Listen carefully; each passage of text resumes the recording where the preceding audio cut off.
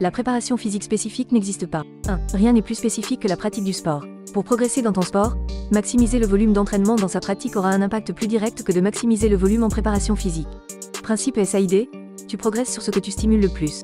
La préparation physique ne peut reproduire les schémas moteurs minutieusement travaillés dans le sport. 2. Les sports ont tous les mêmes demandes physiques mais dans des proportions différentes. Tout le monde devrait posséder des niveaux physiques de base avant de travailler sur des points plus spécifiques pour des athlètes plus avancés. En faisant l'inverse, on limite le potentiel de transfert vers un grand nombre d'aspects. Un basketteur et un badiste doivent tous les deux être rapides, réactifs au sol, dans tous les plans du mouvement pour le haut et bas du corps.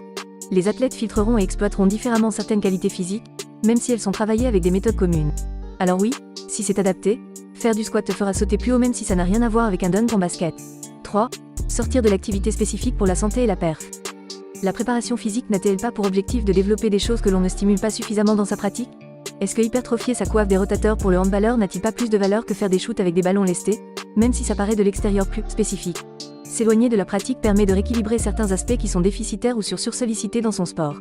Tout cela pour éviter les blessures ou exploiter des marges de progression plus importantes. Faire de la pliométrie à un volleyeur ne serait pas forcément adapté même si c'est le plus évident en termes de spécificité. Parfois faire de l'antisport en prépa physique peut donc avoir de la valeur. Point 4. Développer en description.